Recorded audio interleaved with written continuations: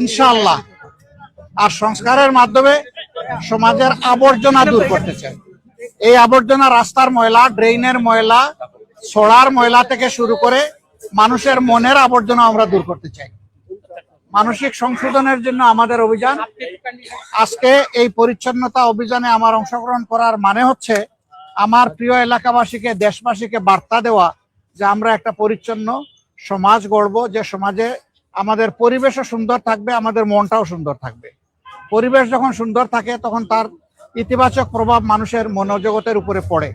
এই মানুষগুলা ভালো হয়, সমাজের জন্য দরদি হয়, দায়িত্ববোধ সম্পন্ন হয়। আমরা সেই বার্তাটাই মূলত দিতে চাচ্ছি।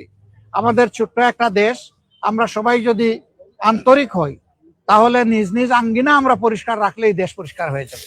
আজকে এই বার্তা দেওয়ার মাধ্যমে আমি আমার এই এলাকার সহকর্মীবৃন্দকে বলবো যে প্রতিদিন ফজরের পরে, আজকে এটা লোক দেখানো নয়, এটা দিয়ে শুরু।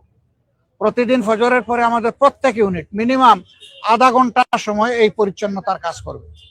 1 ঘন্টা পারলে আরো ভালো। এরপরে যার যার কাজে, পারিবারিক পেশাগত দায়িত্বে তারা ছড়াইয়ে পড়বে, সমাজের অন্যান্য সেবায় ছড়াইয়ে পড়বে। কিন্তু এখন থেকে আমাদের এই এলাকাটা আমরা চাচ্ছি একটা মডেল এলাকা হিসাবে গড়ে উঠুক। আমরা সরকারের ফান্ড পাই না পাই, সরকার আমাদেরকে কি দিবে না দিবে এটা তোয়াক্কা আমরা করবো। তবে আমরা আশা করব, দাবি রাখবো, এই এলাকার ন্যায্য পাওনার থেকে সরকার যেন এলাকাকে বঞ্চিত না করে। এই এলাকায় আমি শুধু ওয়াদা করি নাই, আমাদের সাথে আরো যত প্রতিদ্বন্দ্বী এখানে নির্বাচনে অংশগ্রহণ করেছেন সকলের ওয়াদা ছিল যে একটা ভালো মিরপুর কাফরুল আমরা গড়ব। এখন সবার সমবেত দায়িত্ব, আমি সকলের সহযোগিতা চাই।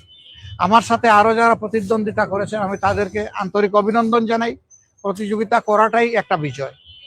এবার আমি হয়েছে, আগামীতে তারা হবেন, অসুবিধা নেই। এটাই গণতন্ত্রের সৌন্দর্য। আমাদের কাজের মাধ্যমে জনগণকে প্রশান্তি দেওয়া, জনগণের জীবনে নিরাপত্তা ফিরিয়ে আনা, শঙ্কা দূর করা, একটা ভ্রাতৃত্বমূলক সমাজ ব্যবস্থা গড়ে তোলা, দল মত এবং ধর্মের ঊর্ধ্বে উঠে আমরা এই কাজটা করতে চাই। এই জন্য সারা দেশবাসীর আমরা সহযোগিতা চাই।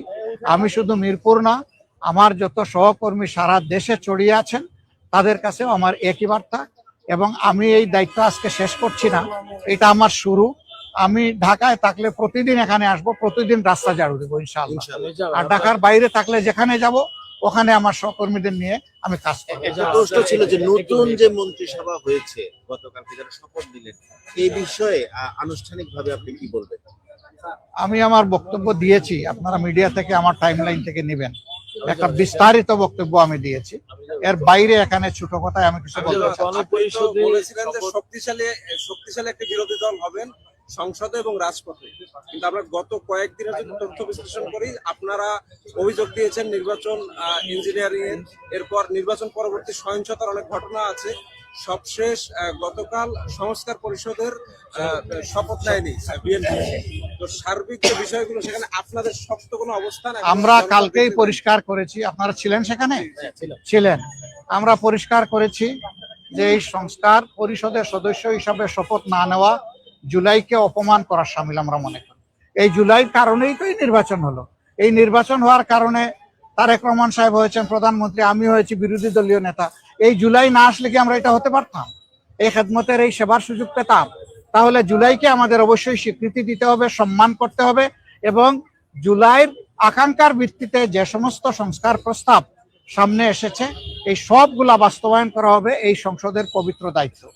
যদি সরকারি দল উদ্যোগ নেয়, আমরা বিরোধী দল হিসাবে সর্বাত্মক সহযোগিতা করব। সরকার যদি উদ্যোগ না দেয় তাইলে আমরা জনগণের হয়ে সেখানে কথা বলবো, আমরা কিন্তু ছেড়ে দেব না। সবাইকে ধন্যবাদ। আসসালামু আলাইকুম।